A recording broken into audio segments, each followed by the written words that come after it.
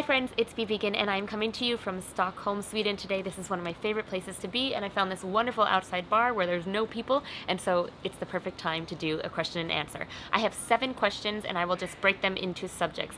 The first subject I'm going to go to is beauty, because that's why a lot of you are here on this channel, so let's get started.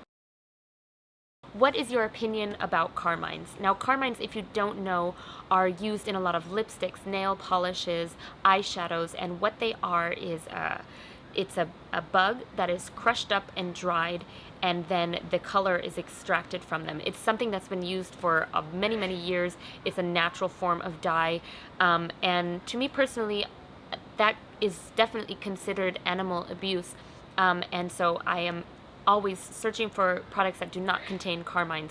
However, I'm not perfect, and I do have some natural stuff that does contain carmines without realizing it, and then researching more and realizing what the actual process was, and then being like, oh my gosh, I can't believe that that's a thing, and that also that I have some of these products. So I'm not dogmatic about it. I'm not going to just toss out everything that I have that does have carmines in it, but when I go to repurchase, I will do my best to try and find things that don't have carmines in them.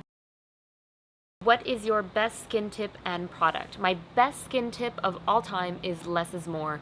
I spent my whole life just trying to buy product after product, and what I didn't realize is that some products were actually causing problems or irritating my skin, and then I would buy another product to help that go away, and then I was just spending all this money and just basically irritating my skin.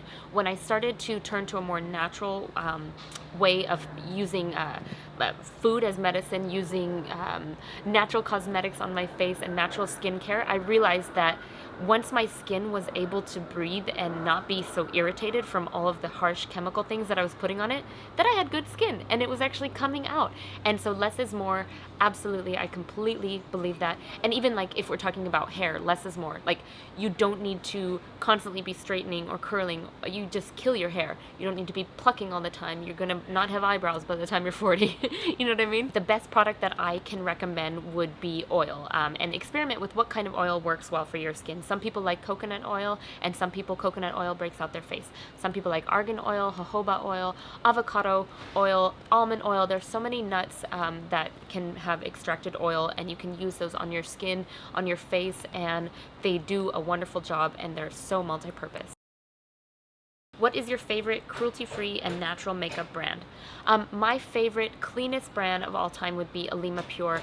I love their satin matte foundation. I love their bronzers, their highlights, their pressed powders. A lot of their eyeshadows that I've tried I don't like, but the wonderful thing about Alima Pure is that they're constantly reinventing and creating new products to try. I've just ordered an eyebrow pencil from them, and when it comes, I'll do a review on it to let you know how I like that. Another brand that I like a lot is Kjaer Weis, and this is a recent thing for me. I've tried their mascara and I've tried their foundation, and I can show you down in the description below. There are some links to those videos. What's wonderful about this brand is that the foundation in particular, I can see my skin getting better, which is really wonderful. I'm really pleased with the foundation, and the overall just it's a very luxurious, natural, high-end brand, and I really like everything about it. Okay, moving on to diet now. Do you feel weaker as a vegan? And the answer is a resounding no. I do not. I feel better. I have more energy. I have more, it's like you almost get your life back, and you have more time to do all the things that you wanted to do in your life, if you're organized, of course. Your body is functioning as it's supposed to. It is not taking all your energy trying to just digest slowly moving food like meats and eggs and things that are just rotting in your system. Your body works really efficiently if you're eating fresh, whole foods and plant-based foods. You have the energy to go and do all the things that you want to do. So I do not feel weaker. I'm in the gym every single day. I'm working on stage all the time, and I have the energy to do what I want to do. So I definitely recommend it. Are you so strict that you won't eat anything that touches meat? Everybody to each their own, of course, but for example, I went out to dinner with a friend of ours the other night, and we went to sushi, and he had ordered ahead a large plate thinking it would be really wonderful to have it there for everybody ready to go. But of course the sushi had fish in it, which I don't want to eat or pick out, and of course I don't want to be rude, make him feel bad. He was trying to do a nice gesture for us, and so for me personally, I just said, Thank you so much. That's really, really kind of you to do that. I'm just going to go ahead and order a small vegetable sushi, a couple rolls for myself because I don't eat meat.